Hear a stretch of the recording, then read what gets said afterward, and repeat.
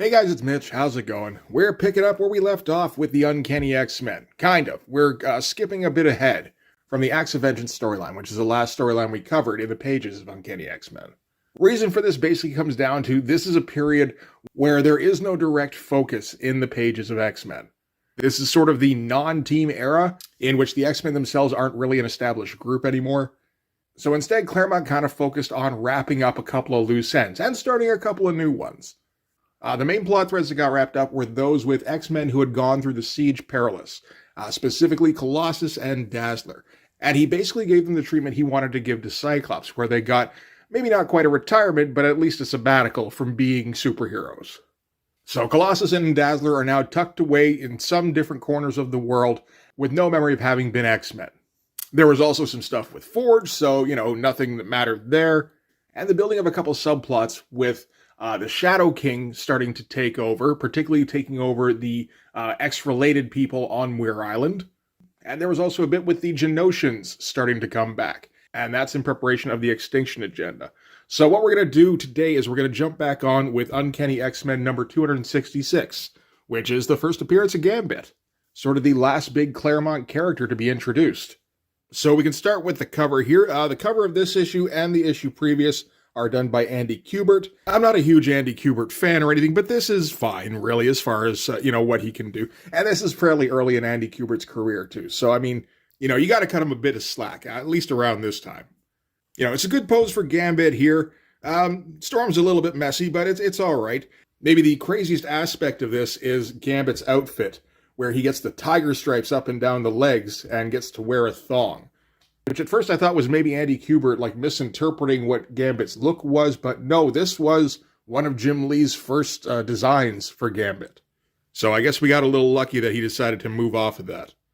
Although that would explain a little bit why during the issue he's able to almost hypnotize some people he's talking to, where they just can't look away. So this, of course, is going to be the facsimile edition, which means it's going to be printed on horrible glossy paper, which does not work with the colors. As a point of comparison, here's a DC facsimile edition. For one thing, they kept it as close to the original as they could, so you don't get this extra branding on here.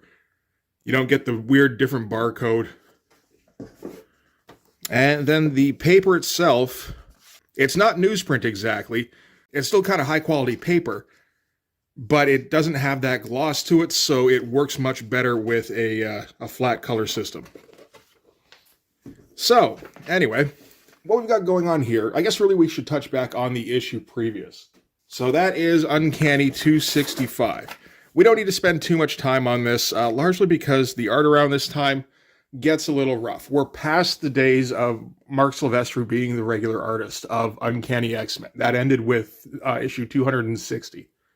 So from there until issue 266, we've had a bunch of fill-in artists. We've had Kieran Dwyer, we've had Bill Joska, and we've had Mike Collins.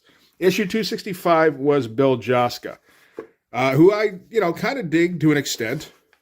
His art style tended to lean a bit more to the house style end of things, but he could still come up with some arresting images, and he had a little bit of style now and again. And didn't really deserve the fate he ended up getting, to be honest. So this issue here focuses largely on Kid Storm, because Storm has reappeared recently, of course, as a 12-year-old. And there's no real explanation for that. This is part of where that gets explained. Turns out that Nanny, back when she last appeared in Uncanny X-Men in issue 248, kidnapped Storm or something, even though we saw her body. I don't know, it's not very well explained. But it's Nanny that reverted Storm to a kid state because Nanny saves kids. So the only way she could save Storm was to turn her into a kid. And it's like, wait a minute, that's how that happened? I thought it was Siege Perilous shit or something. That doesn't make any sense either, but it's the kind of not making sense that I'm getting used to in Claremont books. But so Storm around this time is she's mostly forgotten everything from when she was 12 up until she was in the accident with Nanny's ship. She still gets kind of vague flashbacks and everything, but she doesn't entirely understand what they mean. So she's just gone back to being a 12-year-old thief with weather controlling powers that she can't control very well. And at this point, she's doing like Robin Hood shit, where she's breaking into like a drug dealer's place and cleaning it out of all sorts of valuable shit. There's a bit here. This is the FBI agent who's been possessed by the Shadow King and is slowly kind of taking over all sorts of people in the X universe. So this is him taking over Val Cooper and then sending her after Mystique. So this issue ends with Storm focusing on a new target, a new evil person that she can rob blind. What she doesn't realize is that the Shadow King has been tracking her because the Shadow King wants Storm for himself. It's never entirely explained what that means. Maybe for the best, I don't know. But he's aware of what Storm's been doing, so he's basically engineered a situation that will attract Storm to him. So he's, found this person who has a bunch of money and zero taste, has filled his house with the accessories of a rich person without really understanding their true value or really giving a shit, and isn't even aware that a lot of the priceless artwork in his house is stolen. So knowing how Storm's mind is probably operating, the Shadow King has possessed everybody in the house and reverted them to an animalistic state. And he's basically just going to lie in wait for her. So when Storm does arrive, because she's going to go steal all the paintings that have already been stolen and then go return them to their original owner. That's her plan. She gets jumped by the feral previous inhabitants of the house. And then at the end of the issue, the Shadow King makes himself known and lets her know that this was a trap all along.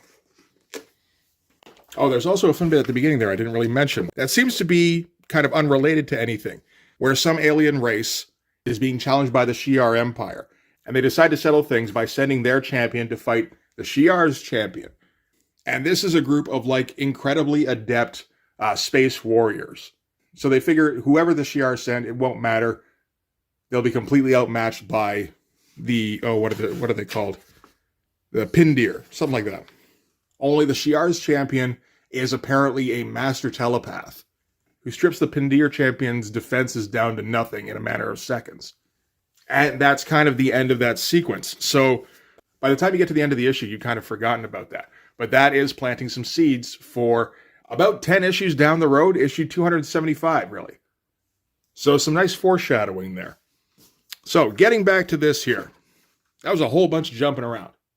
All right, so we're picking up with Storm in the house that she was casing, being attacked by the former occupants of the home, only reduced to these animalistic states, and wearing these like Inferno costumes for some reason.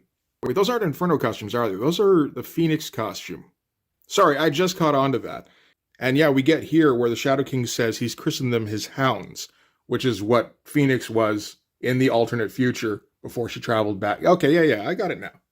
So, as we can see here, the art in this one, it's going to be rougher than what we got with Bill Jaska, which on its own was a fair bit of a departure from what we were used to, which was, a brief stint with Jim Lee, surrounded by a whole bunch of Mark Silvestri. So, like, the best that Marvel had to offer at the time, pretty much. This is a transitional phase, so that means fill-in artists. And so, in the wake of Mark Silvestri, we've gotten Kieran Dwyer, we've gotten Bill Jaska, and now we've got Mike Collins. We've also got Joseph Rubinstein doing the inks. I guess probably because Dan Green's followed Mark Silvestri over to Wolverine.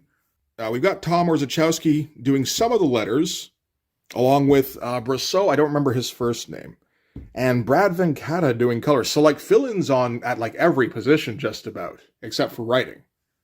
And yeah, this opening splash, it's kind of rough. Some of these poses, I guess this pose here is okay, mostly. Some of these, not so much, though. Like, this is not an action pose. This is potentially a bit of a realistic pose. If you're looking at it as like a snapshot where Storm is like off balance. But that's generally not what you want in a comic book, particularly not a Marvel comic book. This beastie guy here, again, that's a pretty weak pose with his knees kind of locked together here. And this background, it doesn't really work with the figures at all, like the perspective that's been set up. It does look as though the figures were drawn, and then he threw in background afterwards and wasn't really paying attention to where it goes. Most of the time in here, I think Mike Collins does, like, okay-ish. And on a lot of these panels, he's not really skimping on detail. He is putting in the work. he just, what are you going to do, man? You're following Mark Silvestri and Jim Lee. It's a tough business sometimes, So anyway, the deal, it's fairly obvious. Storm is trying to evade the occupants of the home here while the Shadow King looks on. And he could make an attempt at trying to capture her mind here, but he's been after her for years or decades or something like that. So now that he finally has her in his clutches, he wants to take his time, naturally, and give Storm a chance to, get out of there. So, some of this page here, not too bad. These faces here, they're pretty good. And Mike Collins, he's putting in some effort to throw in some extra black in there, some extra shadow. I appreciate that. Truncating the panel border here, so the one guy's dome is the top of the panel border. That's, that takes some thought. And while Storm is being subdued, she gets subdued fairly quickly for a moment there. But she does respond with a flash of not even really lightning. It's more like just light. But it does blind the Hound for a moment and give her a chance to bolt. But this is, sometimes she can do a bit more than this. And then sometimes she can't do anything. So she's really at a point in her development where she barely understands what her powers even are, let alone how to control them in any kind of useful way.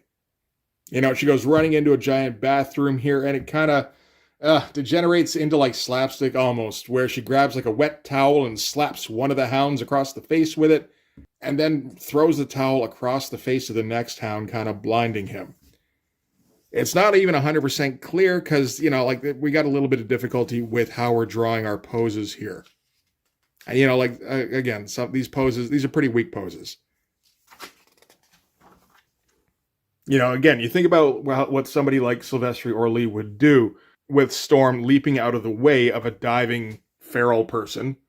Even with a small panel like this, there's all sorts of ways to do that so that it's actually kind of exciting. And Mike Collins can't really come up with anything interesting. Not in 1990, anyway. I don't know if he's done anything good after this. It's possible, of course. But, the best thing you can say about this at the time is that it's mostly readable. It does still get awkward occasionally where you're going, what am I looking at? We're doing more like Ninja Turtles 2, dispatching of the Hounds here as Storm attempts to spray down one of them.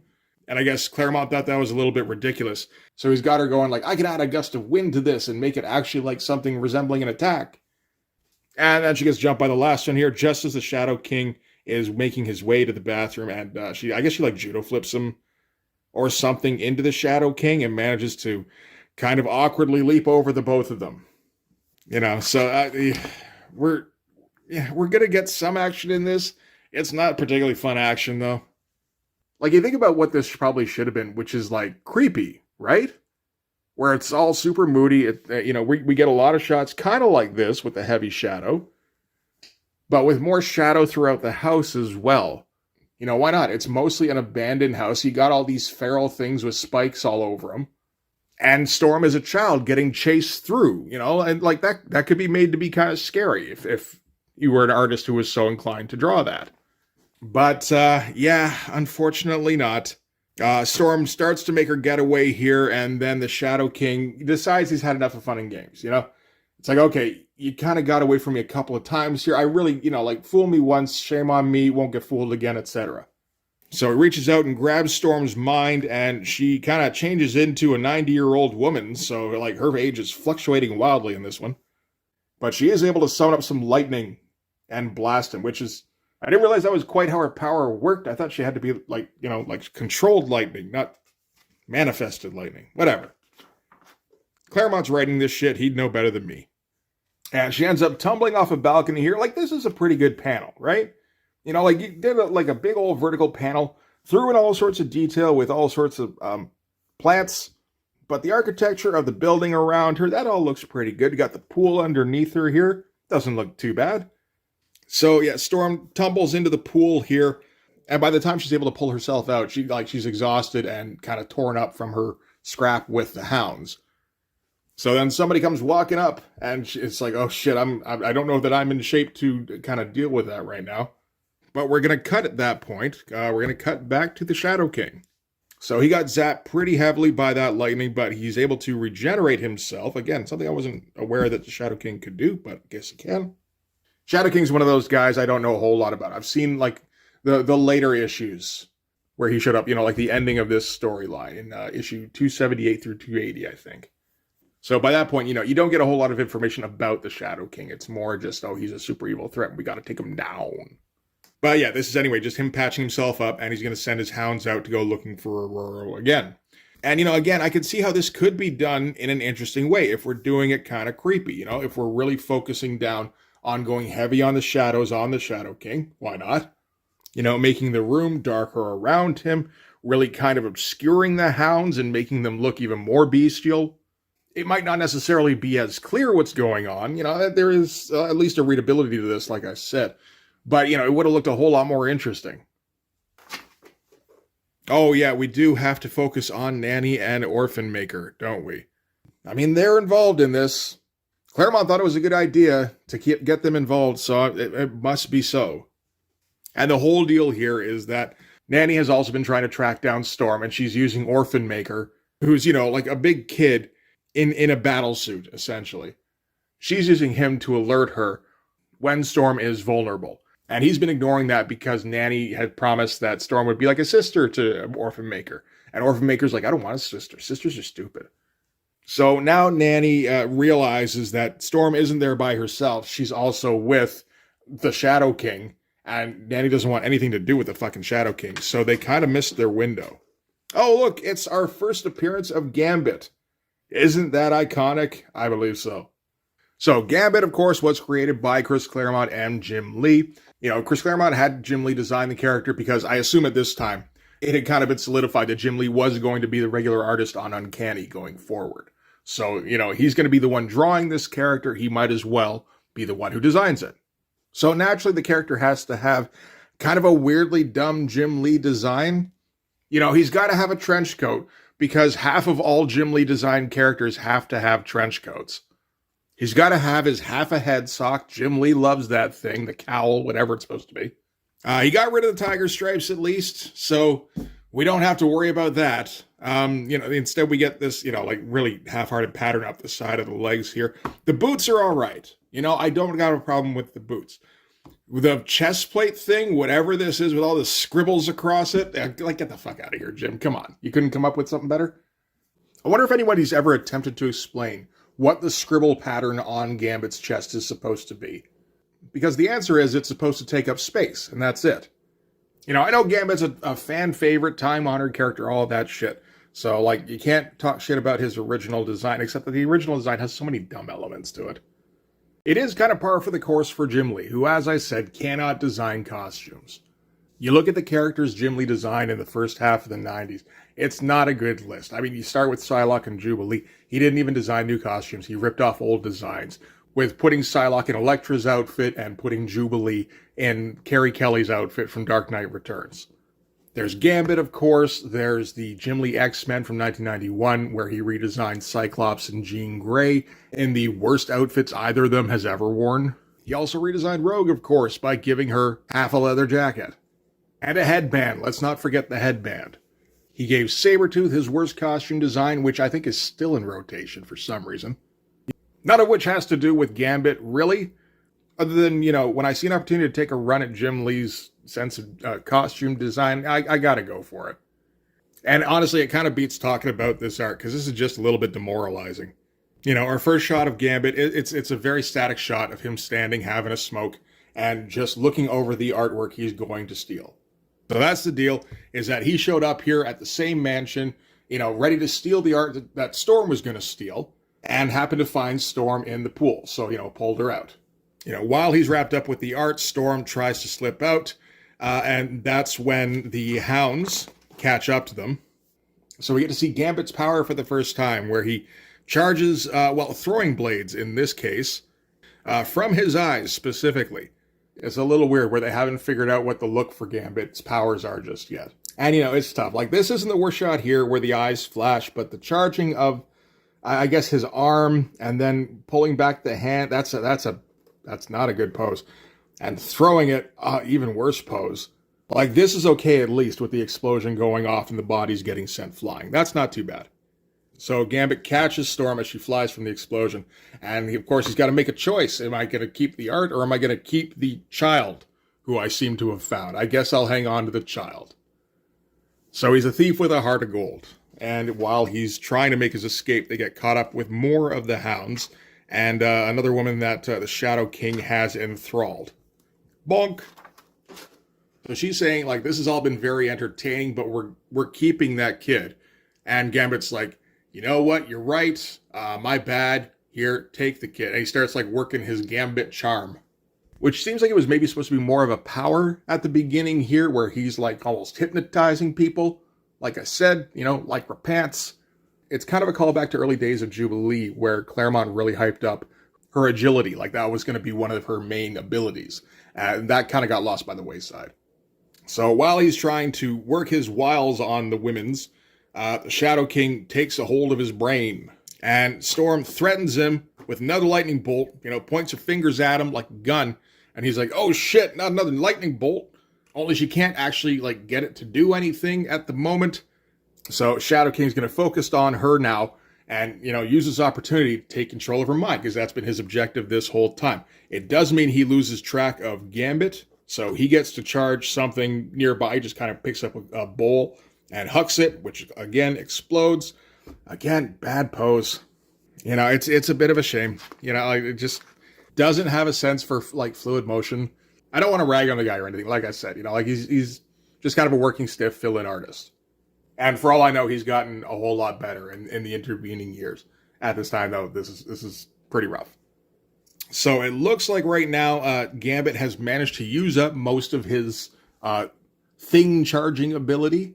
Again, this is kind of the early conception of the character, where maybe Claremont doesn't have a good idea on what the limits of his abilities are. So he's, like, wiped himself out for a minute. And again, he's at the mercy of the Shadow King, but Storm manages to get a gust of wind to blow a whole bunch of ash into the living room, which is, you know, like a nice little kind of clever twist there. And it just kind of obscures everything. And in the confusion, Storm grabs Gambit and they make a run for it. You know, they're able to get back topside, where, you know, they're about to get chased down by some more hounds. But Storm has her escape plan, which she had set up beforehand, which is that she brought a parachute with her, which, you know, isn't generally going to be a whole lot of help on the ground, but she is able to generate a gust of wind to pick them up and carry them away. Like, she can't fly people herself at this time, but, like, that kind of controlled wind, yeah, she can manage that. So she flies them over to where she's been hiding out, which is a plain graveyard. And, you know, once they're able to get on the ground, they kind of end up making a truce. You know, like, they're a bit standoffish for a moment, but they've already been in a situation where they've each saved each other, like, a couple of times, so you're establishing an early link there. And that's going to get continued over the next couple of issues. We're going to end things off with Val Cooper, who, as we recall, got mind-controlled by the Shadow King and sent her off to go and kill Mystique. Mystique at this time is grieving for Destiny, because she recently died in battle with the Reavers in the Outback era. Val walks in, she's got her, I guess, CIA clearance or whatever, while Mystique is mooning over photos of Destiny. And hey, Arachnophobia is coming out soon. That's a movie I should probably rewatch sometime. I remember it as being okay, and I mean, I think John Goodman at least goes over the top a bit in it, which is probably needed. So anyway, Mystique, yeah, she's, like, drinking alone with pictures of Destiny and an envelope that's addressed, says, to be opened by Mystique in the event of my death, signed Destiny. And that's when Val busts in and points a gun at her, and Mystique is not surprised to see her, because this is information that Destiny has left her, apparently. There was a bit earlier where the Shadow King was wondering about Destiny, like, what was the point of being a mutant who could see the future if you couldn't even see your own death? Mystique kind of clears that up here, where she's like, no, Destiny did see her own death, and she just kind of embraced it. It's like, okay, this is what my destiny is. I'm all about Destiny. So Mystique is ready to face her death at the hands of Val Cooper, and we end with a gunshot. But, of course, no visual of what happened. But I'm sure Mystique was dead, and that she never returned to the pages of X-Men.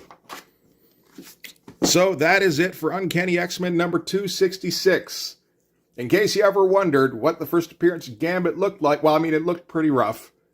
Again, it's a bit of a shame. I could see how that could have been done in a pretty exciting way. And, you know, you just didn't have the talent on hand to do it. Like, it's not a bad issue. It's a fun little adventure, I suppose. And it is kind of a necessary step in the evolution of, like, the Storm character, for one thing. You know, for some reason, Claremont thought the world needed 12-year-old Storm. Not sure why he did, but that's what we got. And he wanted to introduce this thief character, and he wanted to intertwine him with Storm, you know, making her way back to the X-Men. So this is kind of necessary steps on the road to getting there. The stuff in the issues immediately previous to this, not so much, really. You know, from Acts of Vengeance until now, it's been a little bit of a wasteland, honestly, which is why I didn't really cover those issues. You know, there are a couple of elements that we will need to flash back to, but they are the kind of things that can be generally summed up fairly quickly. But for this one, anyway, that is going to do it. So thanks very much for watching, guys. If you like this video, please hit the like button. Helps with the algorithm stuff. If you want to see more, hit subscribe. If you really want to help out, in the description, you can find my link tree. Go follow that to my Patreon and subscribe. That'll give you access to everything I do. So all sorts of videos, all sorts of Blood Force comics. You can also follow me on Instagram and DM me there for commissions. But yeah, that'll do it. Thanks again for watching, guys. I'll see you in the next one. Bye-bye.